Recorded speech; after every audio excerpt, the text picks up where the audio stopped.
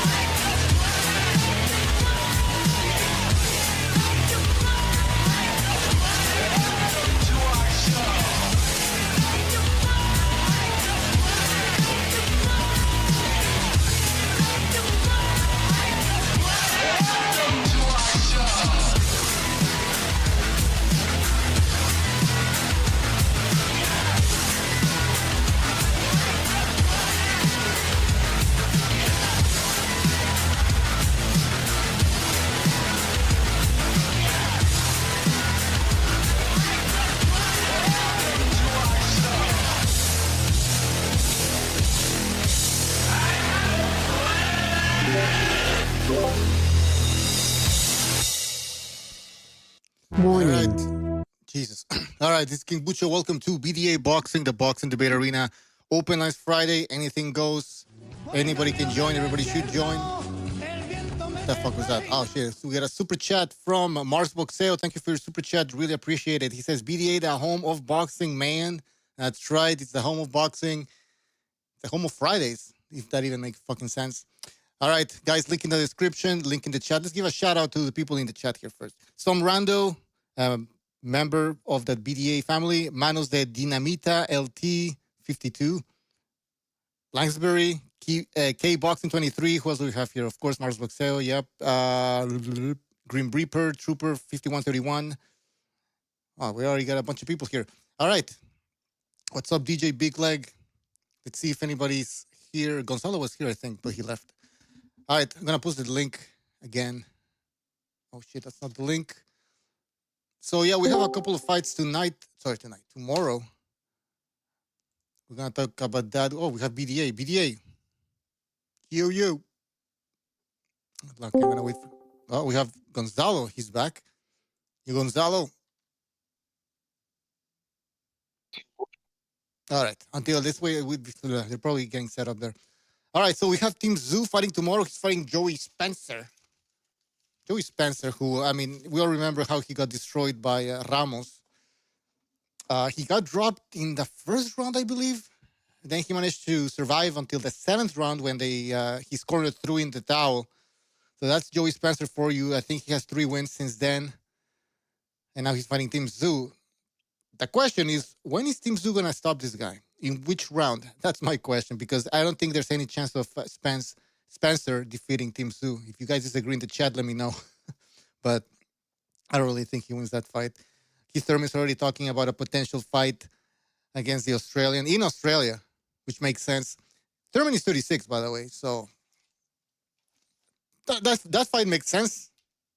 Looking for a payday. But going back to the fight that's happening tomorrow, Team Tszyu, he has to knock this guy out. I mean, he has to. DJ says round 8. That makes sense. Not more than 8.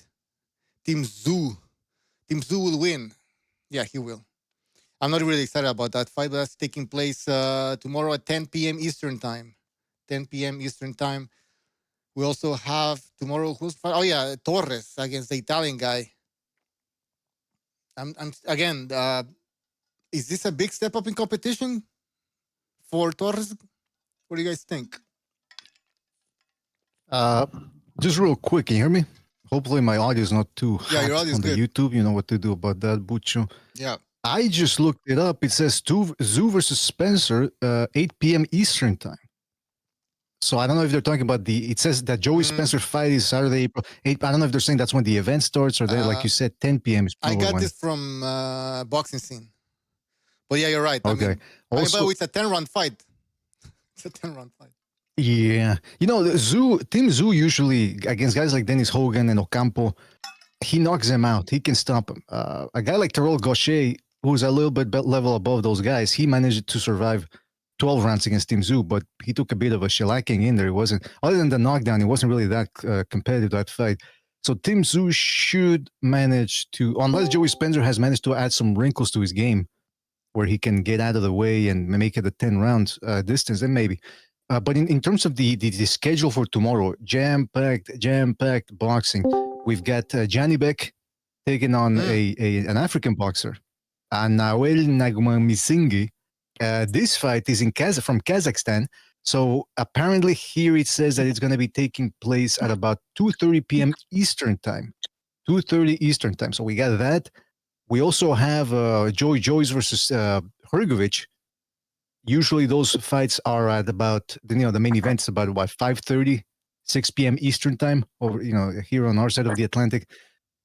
So you got Janibek, then Hrgovic versus Joyce. Then you have, like you said, the ESPN card at night, and the Joey Spencer versus Team Tszyu fight at night as well. So a lot of boxing in succession. I'm excited, man. Yeah, I bought me real. Ready to go. I was gonna say, I think you got Rodolfo Delgado versus Elvis Rodriguez too. Yeah, that's on the ESPN card. Yes, and you got Abdullah Mason, who a lot of people are very what's the word I'm looking? I'm freezing here. That people looking forward to as a prospect. There's a high hopes for blue him. Chip. Just look at that as a blue chip. Yeah, I mean, that's what some people are. I mean, he was supposed to fight Cabrera, El Cabron Cabrera, but Cabrera pulled out. So now he's fighting a guy that I don't know who he is, but that should be interesting to see as well. I like the fact that Abdullah Mason called out Shakur Stevenson and what's his name, Keyshawn Davis. Those guys are saying, "He's my brother. I ain't never gonna fight him. He's my brother." And they asked the same thing to Mason. He's like, "Hey, is there anybody you wouldn't fight? Any friends you wouldn't fight?" He says, "As long as we're not blood brothers, anybody can get it." I said, "There you go." Yeah, that's all it is. They're acting like a gang. They're acting like the gang mentality. As much shit as we gave the PBC when they had their little get together with the Charlos, with Broner, with Tank, and we saw them all drinking together in that picture. And it's like, man, these guys are like a gang. They're acting like some immature gang members. Man, these guys are doing the same thing on the other side. So it's good to see a guy break from that kind of culture, and that, like, it's like the on Code.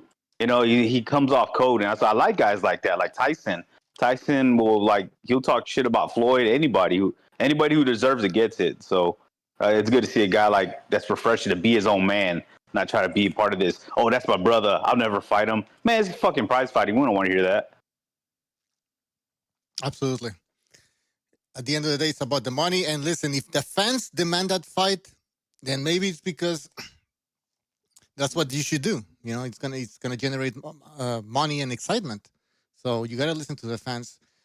I was talking to Thunderdome about that. I said, "What's the likelihood these guys end up becoming enemies?" I'm talking about Keyshawn Davis and Shakur Stevenson. He said, the fight's probably not going to happen because one of those guys is going to lose eventually, and they're not going to fight each other because of that. But I still think that those two guys are.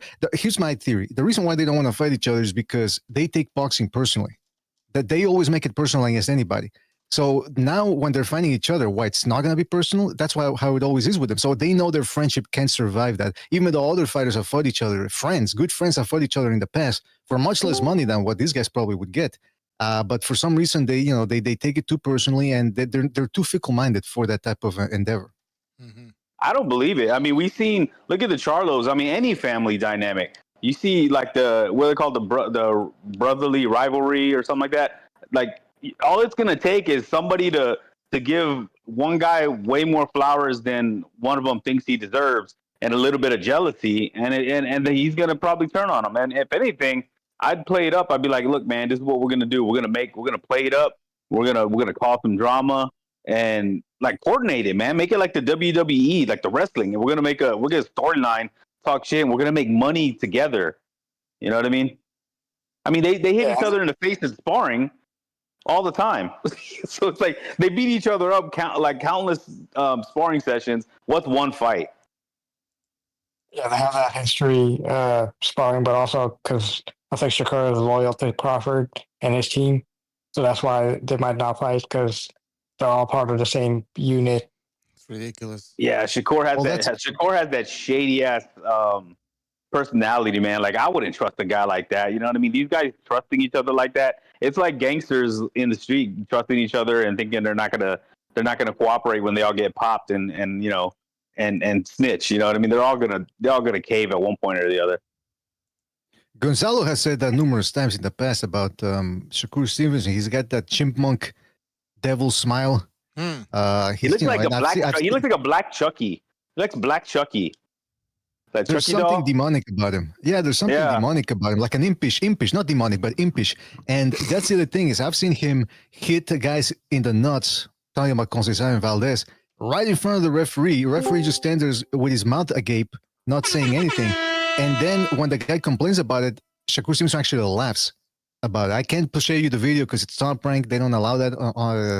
You know, they copyright strike you with that, but it's what they do. So, but at the end of the day, Keyshawn Davis, now the rumor is that he's going to be fighting Edwin De Los Santos, which people are saying, man, what a great fight. Yeah, it would have been a great fight a year ago. You know, De Los Santos hasn't fought since November 2023.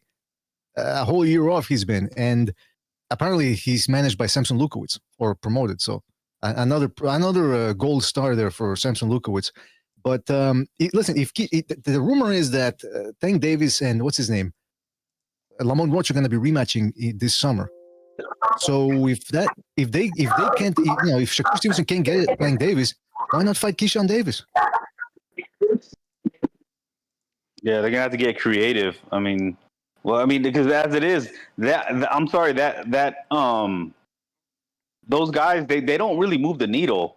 You know what I mean? They're gonna have to figure some kind of something out to get people talking and get people talking to the fight because they're not getting the same crowd, the same following as Tank is, because Tank is more like the thug bad boy who gets like the street people. The street people don't back him like they do Tank. So they're gonna have to do something, man, because if they don't fight each other, it's lame. Yeah, I just posted a picture of Shakur on your screen so you guys can see. It's pretty much him. Shakur was hitting his opponent, the last opponent, Padley. He was hitting him with low blows too. The fuck? Where did you find that photo there, Butch? What the fuck is that, man? Fucking chipmunk. Did you AI generate that? Is that what No. you did? So I don't know. I just typed in evil. You put in Shakur Stevenson. That's Shakur There you Stevenson. go. Yeah, I don't trust that guy. Just look at his face. It should be enough. Oh, Well, they all right. think they could be like Mayweather. This is the Mayweather clone era. But the thing is, Mayweather was Mayweather because he had De La Hoya, he had Pacquiao, he had Canelo, he had real guys with big names from that big HBO era, which was the strongest era we've ever seen in recent history, to throw his name against. Like these guys, they don't have that. Yeah, absolutely. Hey, Don Madrazo, you need to mute, man. All right. I don't know why they jump on. Anyways. What's he got playing in the background? I'm very curious. I'm very curious. Why does he have playing in the background? Anyway. No, I think he's got the TV on, man. He's watching MSNBC. He's watching the stock market crash on MSNBC. Stock market crash. All right, guys, you want to talk about Team Tszyu? Spencer? Great fight. I mean, there's a lot to talk about. I mean, I think it's going to be pretty good. I don't think Tim Tszyu is going to blow him out. I think Tim Tszyu is going to have to. He's still a little shell shocked. I mean, coming off a loss like that, he's not going to just come in reckless. You know, he's going to have to take his time to get his confidence back. Well, listen, that's what I wrote here. I wrote, like, is he mentally ready for this or shaken or whatever? That's the real question. Now, if he's 100%, I think he should be getting this guy out of there. I really do. I think I think it'll be late. Yeah. I think it'll be late. Stop it. Could be. Like, again, mentally, is he back? But is Joey Spencer really going to bring something that's going to cause Team Tszyu problems? He's explosive, Spencer is. But I don't think he has any that much power. We saw that against Ramos. He was throwing. When you think about, he's going to bring that Air Force One energy. Yeah. Oh, come on. If you think about it, he's kind of like looking for his confidence back too, because he's coming off 3 wins after that stoppage loss to Ramos. He found out that he wasn't that dude either, real quick. In his last fight, he fought an undefeated fighter named Miguel Hernandez, and I thought he lost that fight, but they gave him the decision. That was on a Salida Promotions card. Yeah. Yeah. Yeah, that's when you had a black eye. Well, there you He had a go. black eye during the press conference. Is that right? That's Now- that's never good news, man. If When a you're guy's Joey- beat up before the fight. If you're Joey Spencer, you're gonna go in there and maybe try to test Tszyu's chin early on, right? I mean, He should, yeah. why not? That's why I think it's You're good absolutely right. because it's like coming in. He's like he knows this guy can be cracked. So I'm like he knows he's got a shot. It's not like he's going against that undefeated version. You know, this guy was just flatlined, just flat in his last fight. So he's gonna have some kind of and that, not only that, it's his last shot. Like this is his last. I don't even know if he's with the PBC anymore. PBC's not doing anything. But I was gonna ask, this fight, it says it's on Prime Video in the United States. Right. So is there still some sort of PBC association? I mean, there shouldn't be, by the way. After what they've done to Tszyu, essentially ruining his career, I think you should just go with this come one on, somewhere. yeah. You know, the PBC, there's some cockroaches, man. The thing, there's always something that swoops in to save them, and that's the same thing with like Golden Boy. Now this new alliance with TKO has. I don't know if you saw the clapback Thursday today by Oscar, but even Oscar's kind of throwing a little bit of shade at TKO, and that's going to be throwing shade at Turkey. We're seeing that now the PBC is talking about working with Top Rank because of what TKO is starting to do. It's like they're starting to build alliances because they're seeing what Turkey's doing, and they don't want to get ran out of business. So that's another lifesaver for the PBC, at least in the short term. And by the way, speaking of TKO, yeah, go ahead. I was going to say, speaking of TKO, apparently because they said it's just going to be some sort of like a small league. It's not nothing big, or it's just going to be. Now they're saying, where did it was on the Discord. I posted it yesterday, I think. $1 billion they're saying. That there's going to be pumped into that. $1 billion. I said, what? And I don't know if they're bluffing or if that's real. I'm looking for the link here, but that's what they said, $1 billion. That's a lot of money. What's his name? He predicted it would be a $7 billion deal per 7 years. So that's. Oh, okay, there you go. I believe he said something like that. 7 billion? What? Yep, per 7 years. So $1 billion a year for 7 years. What the fuck? What the fuck are they gonna be doing? How are they gonna be? Yeah, what are they? Inflation. Looking for the link here. Yep, that's what Kevin Iole said. So I mean, they're laundering money, man. You never know. Hey, probably. Yeah. Okay, but Kevin Iole sounds like Kevin Liar. Then that's not a small league, or that's to make big ass fucking fights. Yep. Yeah, I mean, they're gonna have to throw a lot of money to it at first to try to lure everybody out of their contracts, away from Top Rank, Golden Boy, the Zone. They're gonna have to try to lure them all, but it's not a good look when you have Dana because we know the UFC is notorious for not paying their fighters much. But I mean, I like the way they do things because it's a brand, so they're not putting the horse before the cart like boxing always does. That's why we can never get fights because these guys turn into divas once they get overpaid. And we can't get fights made because they demand too much. So with the UFC, they're trying to HBO it, and I think it's a good thing. I don't think it's going to work, though. Yeah, but the average UFC fighter gets paid more than the average boxer. That's true. I'm talking about the average Joe Schmo. But UFC, good point. Yeah, good point. But here's the thing, though. Here's the thing. Dana White, no offense, doesn't know how to run shit. He got saved by the bell. He only had... He's a one-hit wonder, if we're gonna be honest. Like that slap box shit, that's just hard. Is it I think that was a side mission that just we knew was rogue. I think he's good at what he does, but I don't know. Boxing is so hard to do, man. It's like when the U.S. went in to try to liberate Afghanistan, right? Where they said, we're going to build these guys everything. We're going to give them everything perfect. Man, they're like the wild, wild west, man. They're like tribal. So you can't really govern people that live like that. And that's boxing. Boxing is so wild and tribal and fraction that you can't just go in and throw a bunch of money at it thinking that you can build them a government, Yeah, but maybe they will get it right. It's called the graveyard of empires. Now, when it comes to what's his name, Al Heyman, he did it the wrong way. I don't think he even planned to really for the PBC to work. I think he just wanted to get his 5%. it was a scam. Yeah, if anything, maybe it did work for him. Maybe he didn't want to be in it long term. Maybe he just got that $500 million of other people's money. So, because think about it, he's overpaying fighters, but he gets a big cut of their pay. Mm-hmm. So maybe it was just like, I'm not going to be in boxing forever. I'm just going to run this money out, pay myself, pay these guys that are loyal to me, and then get out of the game. I mean, it worked perfectly if that's the case. That's what Jimmy said, and I think it makes sense too. All right, guys, I have this video clip of Kevin Iole talking about, I think it's $1 billion. Let's play it. It works what they want. So you said you reckon $1 billion, is that annually or $1 billion a year? So I think they'll get a 7-year deal that'll be $7 billion, maybe an 8-year deal. So that'll be 8-year deal, cumulative $1 billion a year. Wow, that is insane. First of all, why is that audio sound? They got worse audio than we do. What the fuck? But yeah, man. I mean, $1 billion. What? It's supposed to be a little feeder league, like kind of similar like to Pro Box. The hell are they going to be doing with $1 billion a year budget? Are they going to be spending it on the entrances and the video packages? Or that's insane. But the thing is, Kevin Iole is a pro MMA guy. That's not money to them. Was that? Yeah, well, you're right. I think Kevin Iole is like on the payroll when it comes to the UFC, like because he's always been hyper favored to the UFC, and like I quit reading his shit long ago because all it was bashing boxing and saying how great the UFC, how much better it is. You know what I mean? So I don't know if we can take that. I mean, it still hasn't even happened. So it's interesting because now you're seeing, like I said, you're seeing Oscar turn on Turkey, and we saw Bivol. He's going against what Turkey was doing. So, man, this is boxing, man. You can't trust anybody in this game. Yeah, but UFC is in the decline, and that's because they're cucking to the daggies.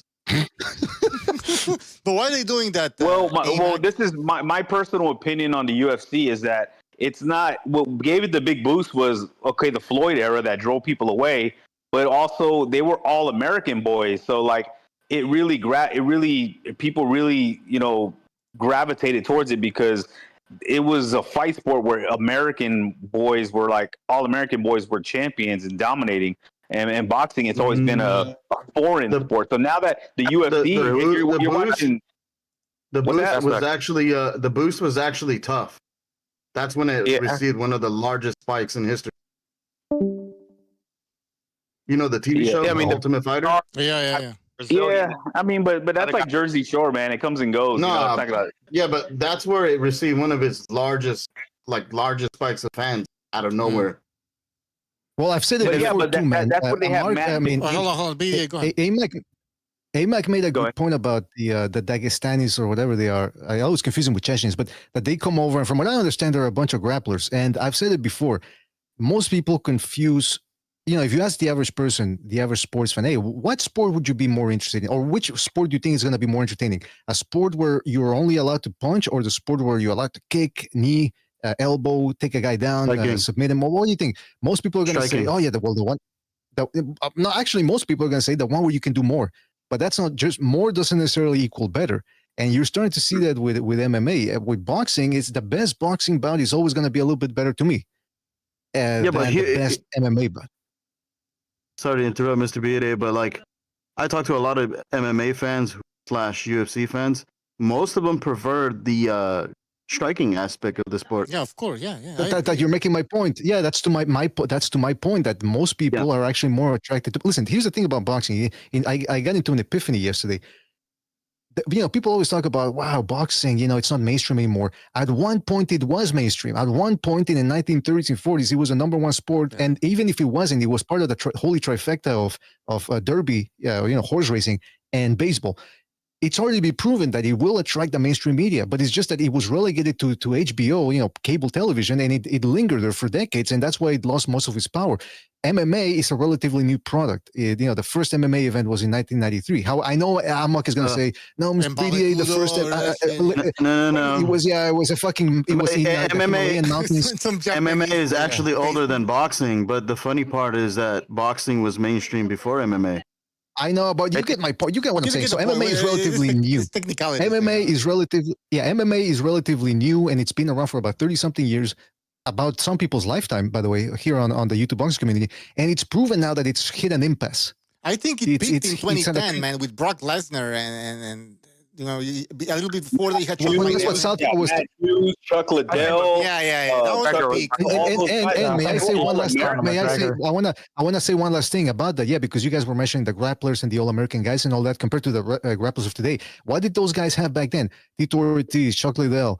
They were, they were entertaining. Even if there were grapplers like Brock Lesnar, you see this fucking humongous guy. That too, but it was more entertaining than the stuff you have today. I recently saw the other day, a couple of weeks ago. It was what's his name? The guy who got molested by his father, who's Sean Strickland. Sean Strickland versus that South African guy, the rematch. Fucking boring. Then I watched the Brazilian striker who's supposed to knock out everybody out. He's fighting some guy from Central Asia or Eastern Europe. Fucking boring again. I'm thinking, man, when are these fights gonna get entertaining? When are these? The one guy got dethroned. That one Brazilian just got dethroned. That was a fighter, and he got dethroned by like a boring Eastern European grappler. People are upset about it. And I think all of y'all are right. There's so many dynamics. It doesn't have to be one thing or another. There's so many things why, and it's also sports in America in general. Think about it. Basketball isn't what it used to be. Football's watered down. Everything's that's all sports are kind of getting. But then with boxing, of course, boxing shoots itself in the foot all the time. But it's a lot of things. It's not one thing or another. Well, it's not written in stone or something. I mean, boxing can make it back to maybe not what it was before, but it can improve.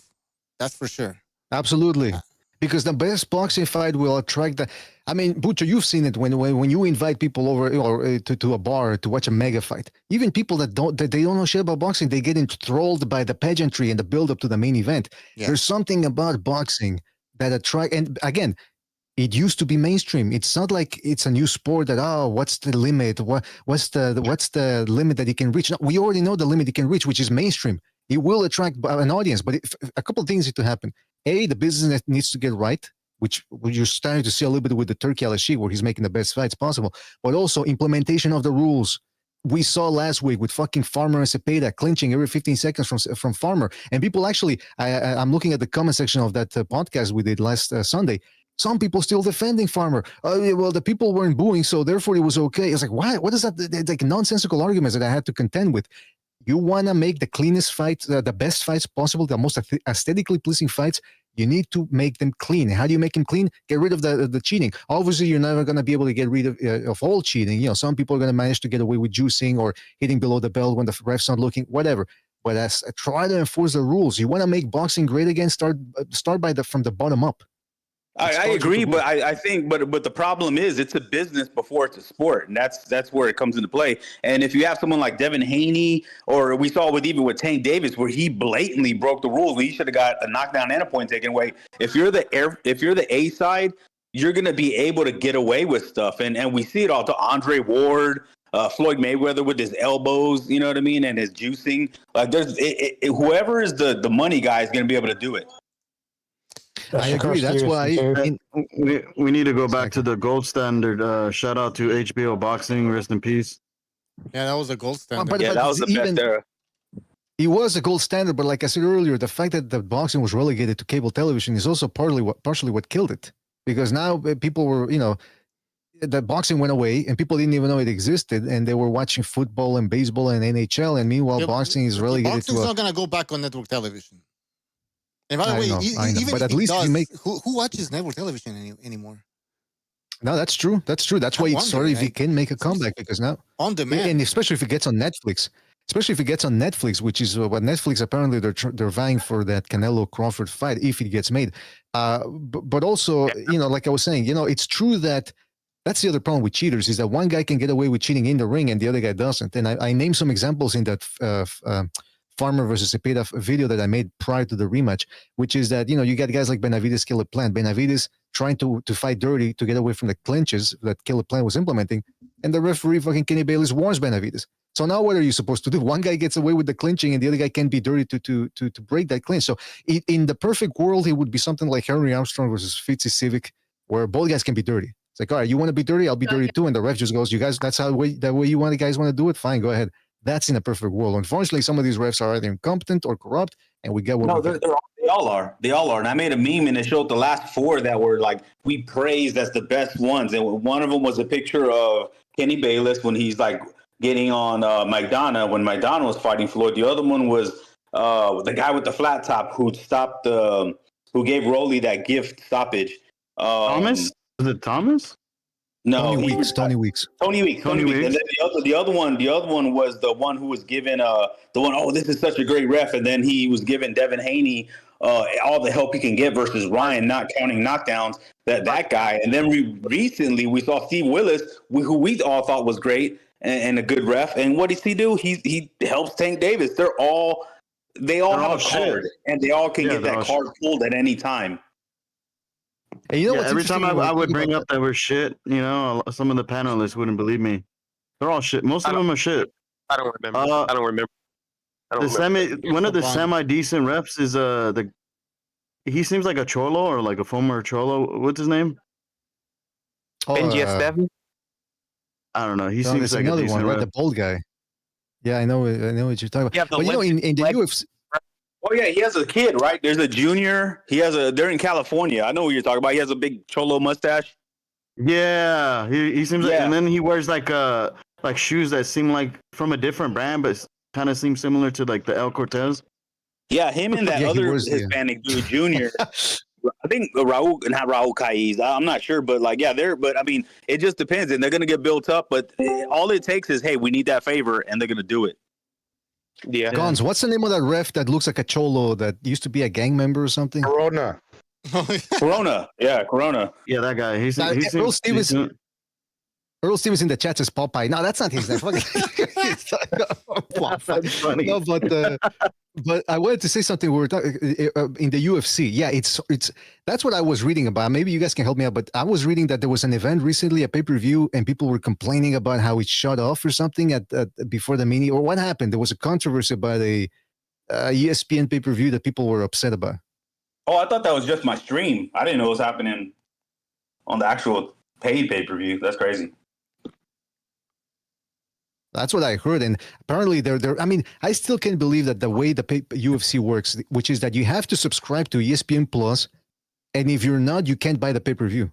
So you have to. It's like you have subscribed to the zone, or otherwise you can't watch the pay-per-views. That's fucking insane. Here's my gripe. I used to actually pay for the pay-per-views, right? And then it became like an era where you get bombarded. Like if you're watching the Super Bowl, like what the fuck? I'm paying for this. Why am I seeing all these ads? Yeah, they're double dipping and triple dipping into the money.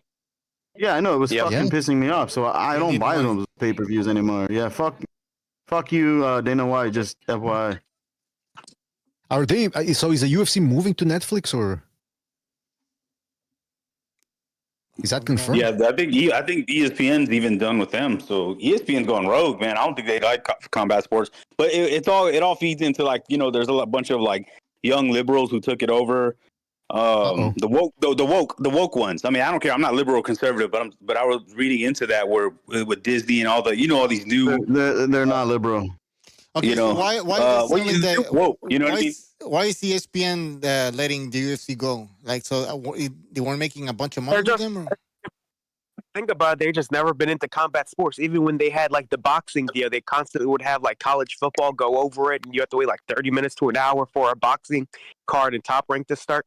They're just ESPN's always been football, basketball. So that's always what ESPN's been always about. But so the UFC wasn't that big with ESPN. The ESPN wasn't like, oh, we're not gonna let them go. We're making so much money with them. They go, that guy, we don't want you anymore. No, I think ESPN was just their like second tier platform. Everything else was pay-per-view, UFC pay-per-view. And I think the lower level thing. Okay. So that was like they weren't maybe, that interested. Yeah. Maybe the UFC is not as big as you think it is. Okay. Did that ever cross their mind? That's what I'm trying to say. Or maybe find out. UFC's big, man. With casuals, they took the casuals from boxing. The UFC is pretty big, dude. What if it has to do with just profit margins? What if they get better profit margins with college football or uni football? College football kills UFC, but I'm sure. I'm talking about profit margins. sports in general. It kills combat sports in general, not just UFC. ESPN is always going to go to basketball and football. Those are the two major sports in America that outdraw any combat sport, no matter America. If you put on a major, hold up, Quentin. If you put on a major boxing fight and you put on a major UFC fight, the boxing fight is going to outdo it every single time. Every time. That depends on who it is. Okay, give me hypotheticals or give me some examples. Or... Ryan Garcia, Tank Davis. Show me a UFC fight bigger than that recently. Don't worry, I'll wait. That's the UFC fans. AMOC, come on. What's the like? What would compete? with I haven't been really watching UFC like that. Them cucking to the daggers kind of like made me fade away. Just proving my point. Thank you. See, that's what I'm saying. Your pay-per-view numbers, but I know they're pretty consistent, like in the 400, 500,000. So, if you're talking about Sobers, he's one of the. If you want to talk about the decline of UFC, I think Sobers has something to do with it. With those little watch parties that he has at his house, 100 people watching. I mean, he's taking away from the profit margin. Did he party at Sobers' house? Single-handedly brought down the UFC, man. You going shit. But I mean, we're talking about the stars that the UFC has compared to what's his name, boxing. McGregor, that was 10 years ago. If you think about it, the whole McGregor era. Yeah. Then you've had every once in a while you got a guy that becomes famous like Masvidal, but then he's not even a dominant guy, so he loses pretty quickly. Same thing with Strickland. So who do they have that's a star right now? Or who's nobody. on the? Rarely. How big is I think the biggest fighter. I think the biggest fighter in the UFC right now is Alex Pereira. There's issues with John Jones. He's still pretty famous, but it's probably Alex Pereira because he's. There's no real transcendent stars, bro. But he just lost, so his star is gonna go down a little bit. That's the thing with the UFC fighters. They're putting so tough with the competition for them to catch a real a streak of wins is hard. That's coming from my best friend Derpy, who thinks Tank's a star, bro. Like, fuck out of here. I mean, it's not because they're losing. That's okay. It's not because they're losing. It's because there's no star qualities. Because McGregor lost early, he still ended up being the bigger. Well, that's what I mentioned earlier. They keep cooking to the Dagestan. McGregor lost before he was ever in the UFC, though. Nobody wants to watch a bunch of motherfuckers, man. Excuse my language. Back to by the way, guys, hit the like button. We're at 40 likes. That is disgusting, embarrassing. Hit the like button, or we're ending the fucking show. All right. So is it because the UFC is pushing all this Dagestan? It's like Amok keeps saying, Amok, whatever. Yep.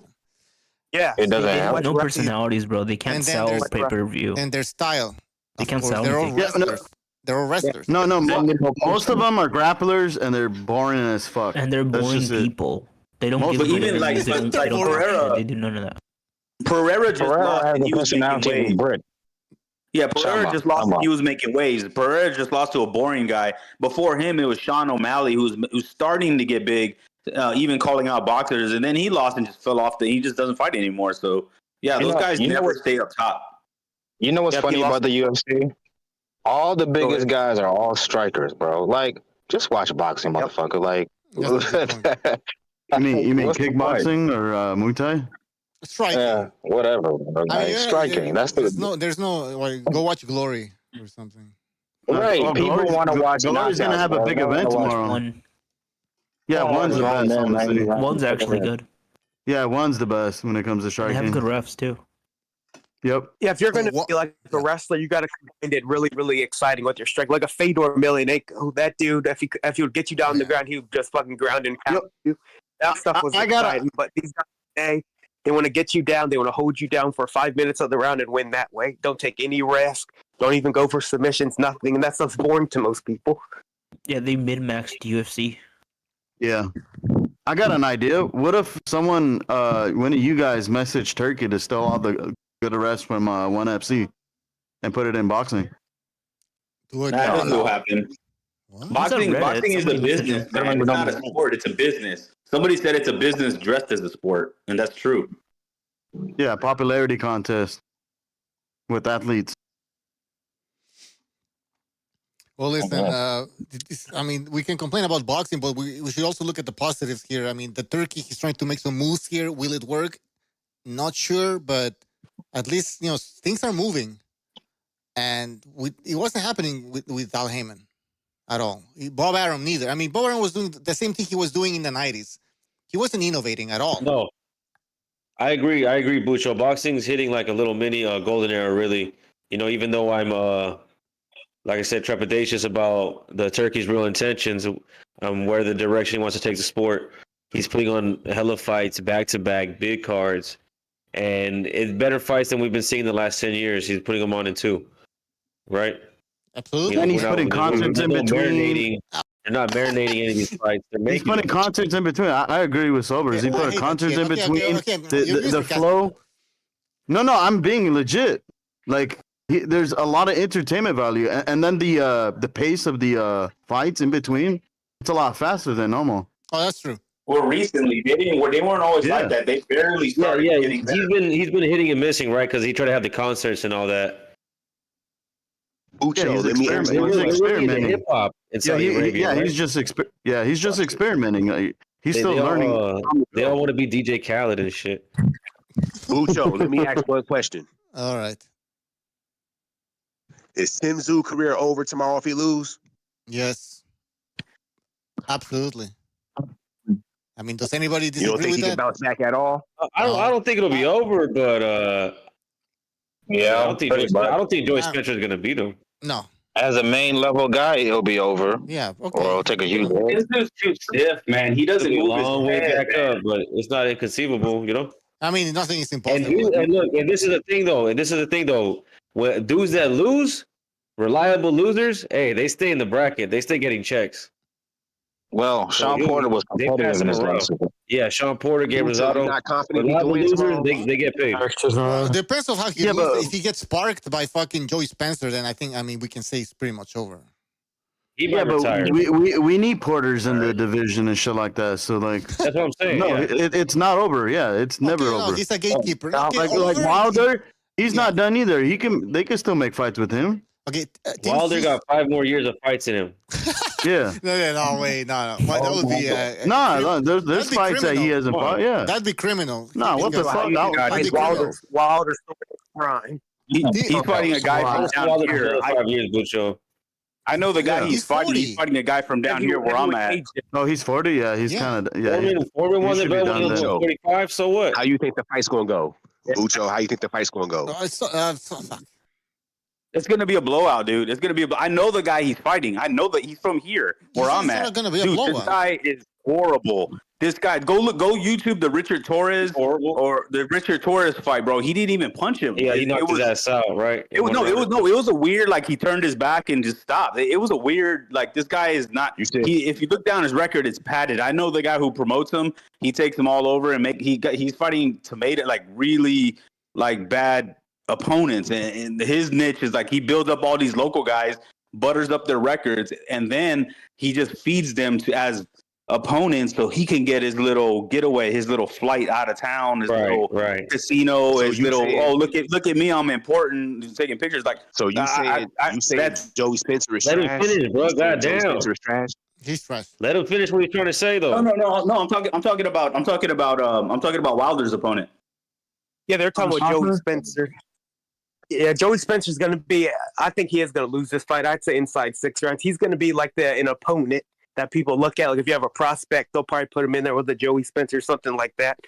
Now, of course, if he wins this fight, then he'll probably have a big fight against like Keith Thurman or something like that. 'Cause I think that's what they're really trying to get Tim Tszyu in next if he wins. But even Thurman fought a trash fighter his last fight. So it was that fool's gold. Mm-hmm. So I'm gonna ask one more time: if Tim Tszyu loses tomorrow, does anybody besides Bucho think his career is going to be over?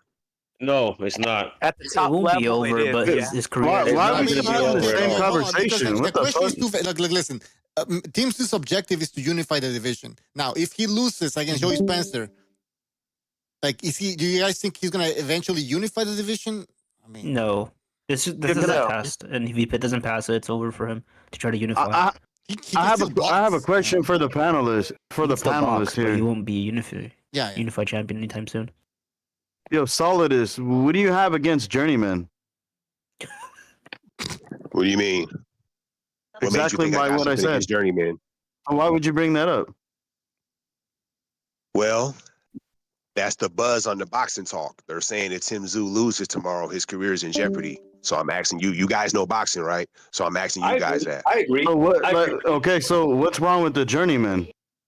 No, but I agree. I agree with them. No, there's nothing wrong with the journeyman, but with Tim Tszyu was looked upon as one of the next guys coming up, and to go from that to a journeyman, that's pretty bad, bro. Yeah, the issue for a guy like Tim Tszyu is boxing. That's just boxing in a nutshell. That's how. He'll still get plenty of fights. His career's not over. That's it. That's yeah, but guys like Tim Tszyu. Hold up. Go ahead. Guys like Tim Tszyu that view themselves as the best, they're not gonna want to be a fucking gatekeeper, bro. They're probably just like, you know what? If I can't be the best, I'll just retire. Not like he's earning for money. Now. If Murtasaliev starts knocking other motherfuckers out in that division, then that loss might not look as bad. I mean, it is bad, but you know. Yeah, I mean, but if a guy like Joe Spencer can beat you, that means you can't compete at the top level anymore. So what's the point? No, but what Bucha said is right, because that fighter, I think he's a real deal. You know, I think he's a good fighter. And the fight he lost to Fundora, he was actually winning. The only reason he lost that fight is because he kept fighting with that bad cut. I mean, he was beating the shit out of Fundora until that happened. He could have beaten Murtasaliev also if he wasn't so arrogant, trying to walk through him. Dude, it's an Eastern European, man. You can't. It's hard to gauge these guys when they come over, bro. They're animals, bro. Well, go back and watch that fight. He didn't fight smart. Go back and watch that fight. Go back and watch that fight. Tim Tszyu was trying to walk through Murtasaliev like he was nothing. He didn't respect him at all. Exactly. He made a mistake. Fights is he doesn't move his head. He's like straight up. He doesn't move his upper body at all. He's just right there, right in the line of fire. Well, listen, Tim Tszyu said that he didn't fight a smart fight. He knows he's smarter than that. He has high IQ, but he said, like, again, he made a stupid decision to fight that way against Murtasaliev. So maybe he did learn something. Who knows? I got a funny feeling. That he might lose tomorrow. I don't know why. It could happen, bro. I mean, it could happen. Because you're racist, obviously. Yeah, exactly. I don't think it's Throw confidence. some money at it if you feel because confident. it's not. Very unlikely that this. Like people need to. Joe Spencer's also a guy. Joey Spencer's confidence is also shot. He also thought he was going to be something. You know, this was a guy that PBC gave him Prospect of the Year. He thought he was going to be he was his own hype man, and then he goes in there saying that he's knock off Ramos, and then he gets beat soundly. So he's also a guy that needs to know that he was like Vito Milnecki. He was like Milnecki. They wanted to pull that. They wanted to pull fans from a fan base that really isn't in boxing. You know, so they were trying. I get what they were doing, but these guys, the boxing gym is the boxing ring is the ultimate lie detector. If you don't got it, you're gonna get exposed. No, Tszyu's best attribute as a fighter. The Ramos fight, in me, he's going to find out my punching power. I'm the most skilled prospect out there. This dude was didn't like it. And then he found out real quick that he wasn't on that level. So, he might be the guy that becomes the journeyman that everybody fights just because, he has somewhat of a name on the PBC side. I don't know. Yeah, but what's wrong with that? Like, look at Rosado. Look at how many career chances he got in life. Yeah, you always have a chance. There's nothing wrong with that. There's nothing wrong with being a journeyman. No, but like, we need that. I'm just saying, like, we need guys like that. Yeah, in the division. You need people like that.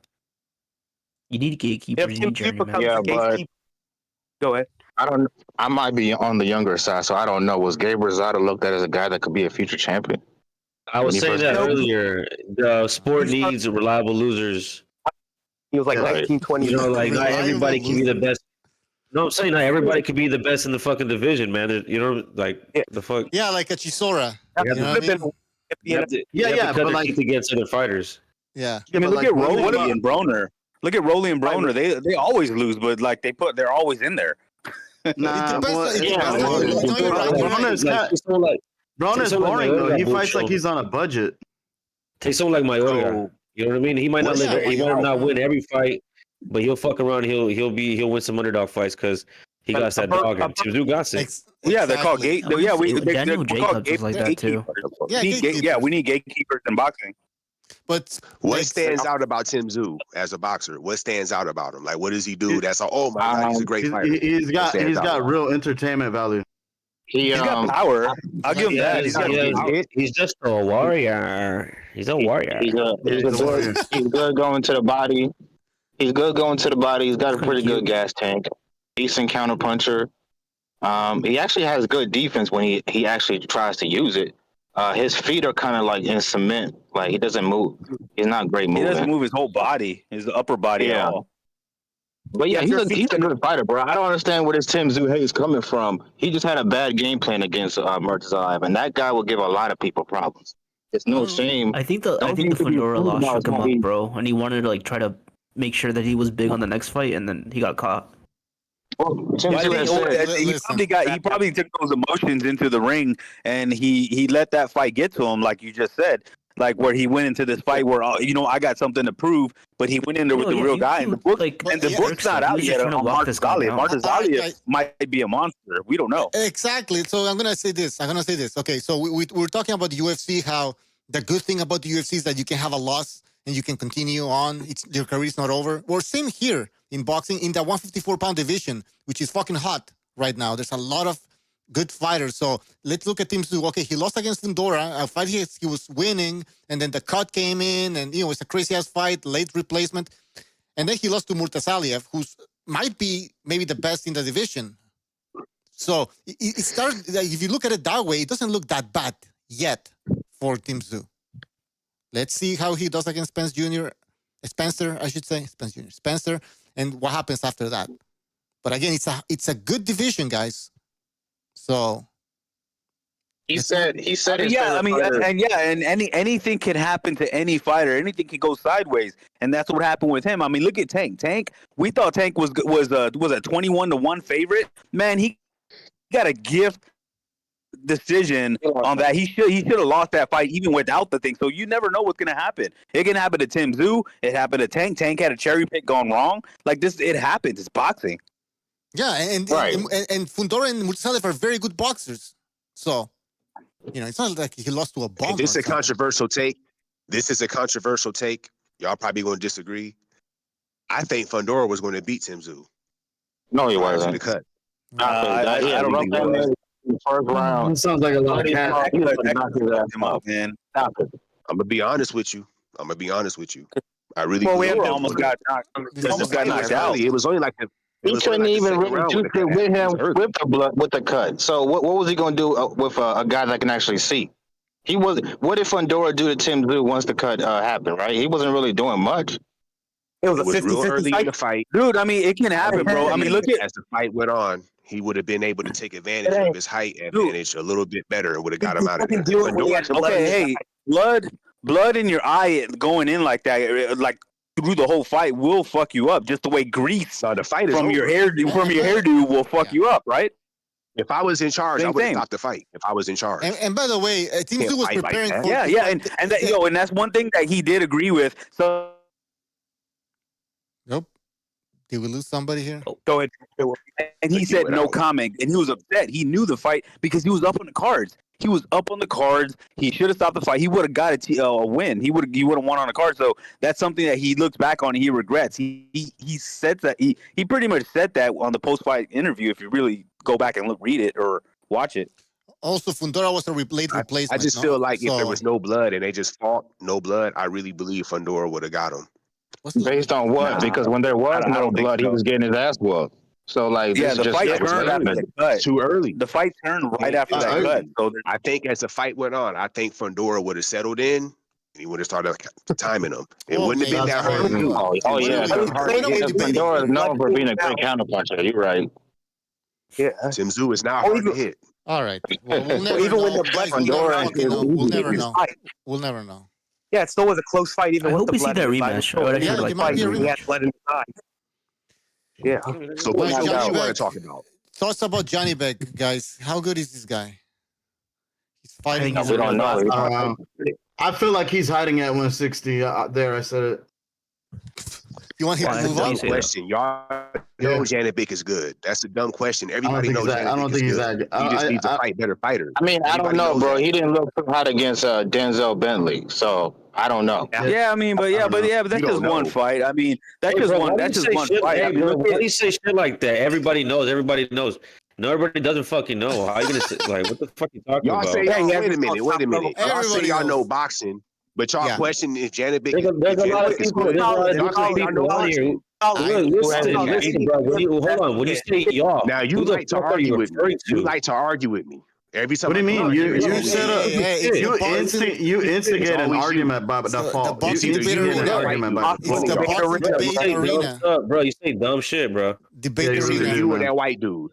You're saying dumb shit, but saying I'm saying dumb shit. Y'all say y'all know boxing, y'all cover boxing, y'all boxing. All right, man. Hey, okay. I'm confused.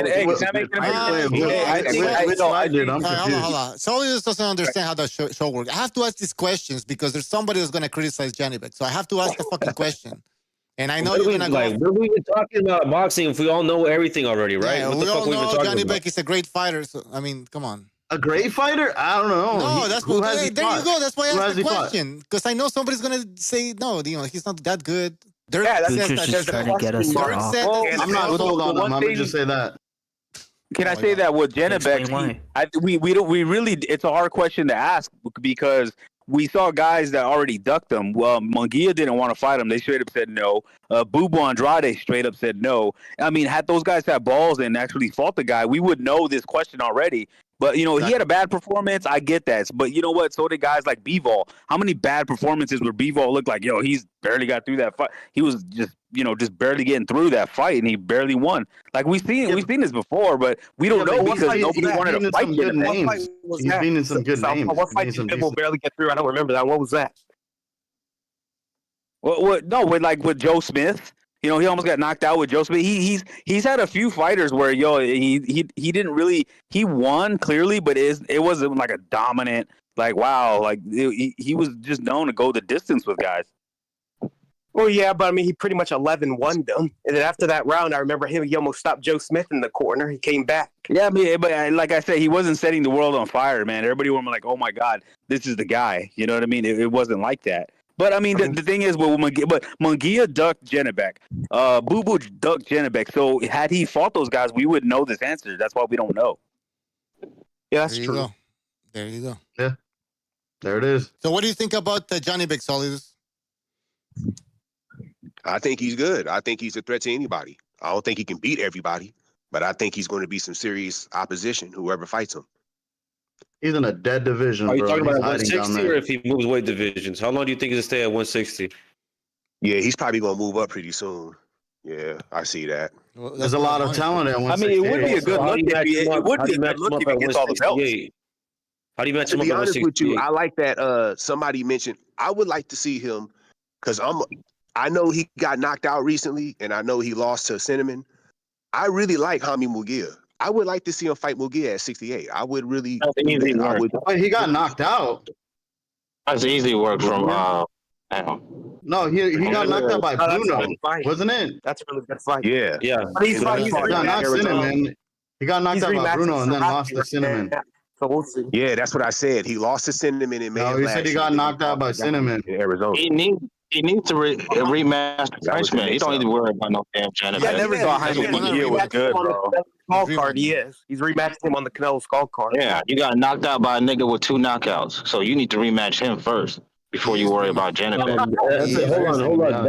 He's fighting him. He's fighting him. That's exactly what he's doing at the Canelo fight. Yeah, on the Canelo. Yeah, that's exactly what he's doing, though. Exactly that. Yeah, right. I don't think Munguia is that good, bro. I don't think Munguia has ever been good. Munguia is always a mid-level fighter, but because Oscar had him under protection. I mean, he was worse than bro. He was worse than. He has a fun fighter to watch. He lost to the Irish nigga. One at a time. Dirk. Dennis. He's talking about Hogan. Yeah, Hogan's heroes beat Jaime Munguia early in his career. True story. That was a robbery of ethical proportions. I mean, I never thought Jaime was good. When you look at everybody, everyone's going to have a would-be loss on their record. Y'all really ain't. He's good. He's good. I like him. He's good. I like him. Yeah, Munguia's a fun fight. I like him. Munguia's never been good, man. He's never been A-level fighter. He's second level. I think he'll beat Jamal. I think he'll beat Jamal Munguia in my top 5, 68. I actually got him in my top 5. Munguia. Not Munguia. I like Munguia. Munguia nice. I like Munguia. Based I don't off fuck what? with Why do you like him? He's a really bad boxer, bro. Why? No, Why? he's I mean, not. based I off wouldn't what? say he's bad. He's good. He's bad. He's mediocre shit, bro. Is he They were protecting elite? for a reason. No, he's good. He's good. He's not elite. He's not bad. I think people kind of exaggerate. No, he's not going to be the next You can put him Chavez. like on Tim. He was a champion, right? He's like kind of like Tim Tszyu. He's a ham and egger. That's what we call those Definitely better than fighters. Oh, come on. No, he's not a hammer. He's a ham and egger, man. And if Tszyu loses this fight, he might fall in that category where he's just a ham and egger. He's a good fighter, but he's more like a B-, C+ kind of journeyman or gatekeeper. Wrong with almost that. gatekeeper. You know how many guys aren't going to be? No, there's nothing wrong with that. There's nothing wrong with that. There's nothing wrong with that. There's nothing wrong with that at all. I mean, when Rosado was going at it with Devin Haney's dad, he was pointing out, "Yo, man, I made millions of dollars, and I started late. I had double-digit losses, and I still made a lot of money. Like, so you can still have a career." And we need. That's what I was saying earlier. I'm high on Munguia. Yeah. We need fun fighters like right. Yo, Solidus, let me ask you this: do you think he'll beat Lester Martinez? Who, Munguia? Yeah. Shit. There's a chance. I don't think so. Munguia's like that car. No. Munguia's like that race car that's in the shop right now. We like there's cars in the race right now, but we don't know what his status is because he's still getting rebuilt. I mean, how many times has he changed trainers? Now he's with Canelo and Reynoso. Man, I never was a believer in the guy. I always thought he was protected for a reason. I mean, De La Hoya protected this guy. Hey, so let me get this right, bro. So you're hating on Tim Tszyu. He's not that good, but you like Jaime Munguia.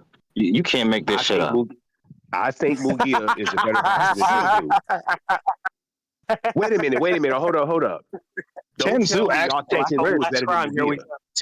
Tim Tszyu actually take risk and actually was fighting real people he tried to from the very start. When it comes to he came to America. How I do things. I go off of the actual skill the boxer possessed. Tim Tszyu does not have the same skill level that Munguia has. Yeah, Are you serious? What skill level? Getting punched in the face every single time you get hit? No. Munguia skill punched in the face. That knockout, that was like a last second mind wander, and he got knocked out. During the course of that, he was. I mean, it's a hard argument, man. It's a hard argument because both guys are getting rebuilt right now. Both guys are in a gray area. Say that. So it's really a hard argument. No, but hear me out though. There's really no way to hear me out though. Hear me out though.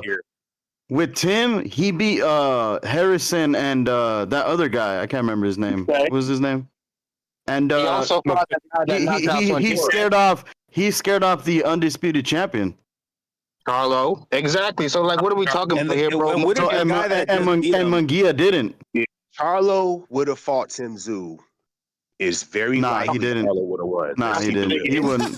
Nah, he wouldn't have. He wouldn't have. I don't think he would. The fight didn't happen, so I get what you're saying. When Tim was hot, he he can wouldn't never have. say. But I don't think Tim Tszyu is good enough to beat no Charlo. I'm bad with Here's the point. Charlo's overrated. First of all, he's gonna do him even worse. Charlo's overrated. First of all, Charlo's horrible, dude. Where is he? He's overrated. Charlo's horrible. No, he's always been overrated. What do you mean overrated now? Nah, Charlo was a killer back in the day. I disagree. What's that Mexican dude that almost knocked him out? Then in Houston, man, I forgot his name. Flat-footed. You talk about flat-footed basic dude. Mexicans he almost lost that every guy. time you're in a fight with a Mexican, there's a chance of getting hit hard. The Mexicans hit hard. Yeah, but Tszyu's got power. Here's the You can't difference. discredit Tszyu's got power. You talking about Here's the difference, though. Here's the difference. Not Castano. I'm talking about the other Charlo brother. No, he fought in Houston, and he fought against Montiel. Oh, Jamal. You're talking about Jamal? Hey, they're on their way down, bro. Like you can't abuse your body. What the fuck you're talking about, bro? They're drunk, bro. They're drunk. Yeah, now the Charlo. Dude, they're drunk. I know, dude. One at a time. I've been around the Charlos a lot down here in Texas, Nowadays, bro. the Charlos Yo, are not. let me The clear what the Charlos fuck he's get trying a to lot say. out of the ring issues. They're not really relevant anymore. That's a fact. Bro, I've been around them a lot, dude. I know guys that grew up with them in the amateurs, dude. They're drunks. Dude, you can't expect drunks to come back off long layoffs and just be like, "Oh my god, I'm gonna get my second win." No, dude. And as it is, they're older. It's not like they're doing this in their 20s, early 20s. I agree, dude. They're shot, bro. All right, both of them are shot. Okay. Let's not fucking talk a lot. I mean, everybody should just wrap up what they have to say because or else. Yeah, I don't know what you're trying to say, bro. Yeah. Real quick, bro. Real quick. On Tim Tszyu and Munguia, bro. Tim Tszyu has been taking risks from the very beginning when he first got to America. He fought Goucher. That wasn't easy. That was a good test. Then he fought Harrison. And he could have called off the fight where Fundora was the last second replacement. That's a dangerous last second replacement. And he still took that on. And then he fought a killer, Murtazalaev. Munguia wasn't doing that. Munguia has been on a protection program for Lord knows how long. It's not the same. Exactly. Munguia fought the best in the world in Canelo. And he's scared off the undisputed champion. Hold on, who's better? Who's resume than Canelo? Canelo beats them. I mean, bro, that's not a risk. That's a cash out fight. Come on. Sober, you're smarter than that, bro. If I may respond. Go ahead. I think Munguia, he has a better jab. He has better movement. He doesn't get hit. Tim Tszyu is basically a punching bag because I'm bad with foreign names. The guy he got his ass whooped by the That's what would have happened to Tim Tszyu earlier if he was fighting guys of that level. Just get beat down like that, getting hit. He don't know which way the punch is coming, just getting hit. That don't happen to Munguia. The Cinnamon fight, Cinnamon is Cinnamon. Nah, hey, the guy who might be a killer. We don't know yet. Yeah, what about the Munguia that was at 154? You've never seen Munguia get beat like that. Tim Tszyu don't even know what he's that level worse by like a random French guy. Yeah, but did we ever see? About, he's better than Munguia. No. Go ahead. But then again, what's his name? Tim Tszyu, his defense was complete garbage. I mean, say what you want about Munguia. He usually keeps his hands up. I mean, he got caught by that one punch, but that was like a... He is known for getting punched. There we go. That's what he's known for. He's known for being a punching bag. Yeah, but Tim Tszyu, look at him. It was ridiculous the way he was standing like that. Like not even Munguia did that. I mean, I know Munguia gets hit a lot. Don't get me wrong. I mean, but that was something else. Ibucho know what's up. You know why? When you fight somebody good. Remember when Denverenchenko, he almost sent Munguia to the shadow realm. And he's like, man. Yeah, he heard on that. That was an awesome fight, too. Munguia, Derevchenko, great fight. Man, we got to see, man. We don't he went life in the full game without him. By the way, sorry. Wasn't that competitive? Munguia, that was a competitive fight, right? Go ahead. Yeah, it was. Just quickly, Tony Boswell, thank you for joining the BDA membership program. Really appreciate it, Tony Boswell, always supporting the show. All right, go ahead, guys. What are you saying? I mean, this is a part argument, man. Can we move on? Because both of these guys are in the shop right now getting rebuilt. We don't know yet. We don't know. See in a month or so. And also the guy that just beat Tim Tszyu, he might be a dark horse. We don't know. Yeah, both of them are very similar, right? Both of them are coming off 2 losses when you think about it. Munguia had to rebuild after Canelo lost. Now he's got to rebuild again. And freaking Tzew's got to rebuild again after 2 losses in a row. So we'll see how they do in their next fight. Hey, guys, you want to talk about what happened last weekend with Farmer and Cepeda? Any thoughts on that fight? I rewatched that a couple times, and I have no idea how people thought Farmer was close to winning that. It was because of Latin Snake, Sergio Mora. He's disgusting. Hey, you know what? I'm gonna be honest. Bucho, I'm gonna be honest with you. Hey, bro, you cut me off. Fucking say something, bro. Let's finish. Wait, let's see what Saudis has to say here. All right. You know what? Yeah. I don't even want to say it anymore. Go fucking ahead. Go ahead, bro. I don't want to say it anymore. Look at what you did. Look at what you did. See the line, bro. There's a lot of ADHD going on right now, I think. Hey, I think he got a clear win over Farmer, but man, I'm telling you, Oscar's putting him back in the witness. He's gonna go into the Munguia type witness protection program now because I don't want to say he got exposed, but he didn't look good at all. Or is next apparently, and I think Shakur's gonna watch him. That's gonna be a good one. Love that clash of styles. Yeah. I mean, I got Stevenson as the what's the point of protecting Cepeda at this point? Like, is he that big of a draw or something? And see, this is why I don't like what Canelo did and all this cherry picking because it paid off. When it comes to Munguia, look, I mean, he did the same thing with Munguia. Look at what Oscar did with Munguia. He protected him, and then boom, they got a big ass payday versus Canelo. Why? Because Canelo doesn't want to fight Benavidez. So this might be another thing where let's just hold off on him so we can eventually cash him out for big money. At the end of the day, that's what it's all about, money. Yeah, but against cash him out against. But who? did you see? Against who? There's no Canelo. And I'm glad you brought that up. There's no Canelo in the division. You got Tank down. You got Tank pretty close. I think Tank. It's not gonna happen. Come on, man. I don't like Tank, but I think Tank will beat him. But that's not a big. That's not a fight that's gonna happen. Funny. Yo, Southpaw. I got a question for Southpaw. Yeah. What's up? It's somewhat okay. No, go ahead. Go ahead, Amok. Yeah. I just wanted to ask Southpaw. This is a similar situation, but when Dylan White was the mandatory to Wilder, was Dylan White ducking Wilder? Yes. I don't know, man. I don't really follow Wilder. I never really liked Dillian White that much, or Deontay Wilder, especially Dillian White.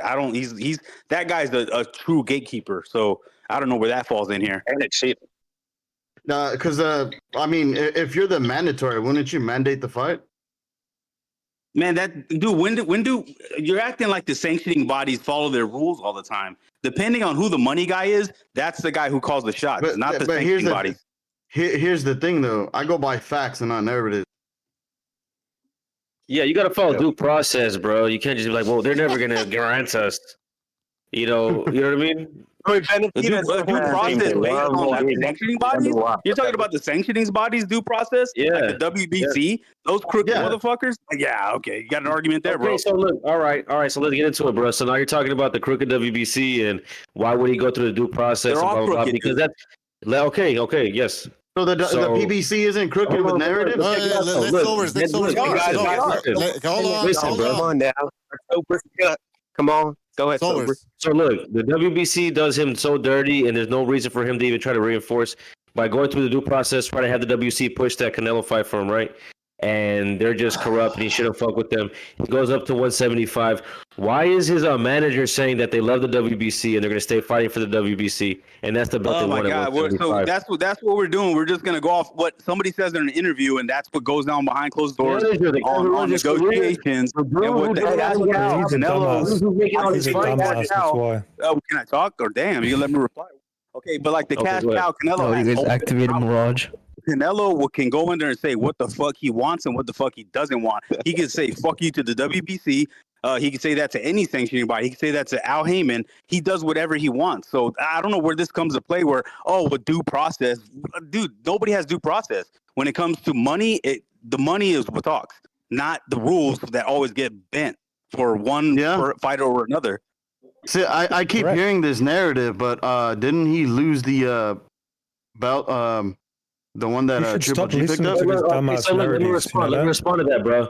If Benavidez had pushed for it, he could have forced Canelo to drop the belt. He could have. You can't force Canelo to do anything, bro. Yes, you can. Forces Canelo. When did that Triple G did it? Like, what the hell? Let me give you can I give you an example? When Triple G was red hot, when Triple G was red hot, and because Canelo stalled Triple G for 3 years and it worked. But when he was still unknown. Can I finish? When they tried to make that fight initially, what did Canelo say?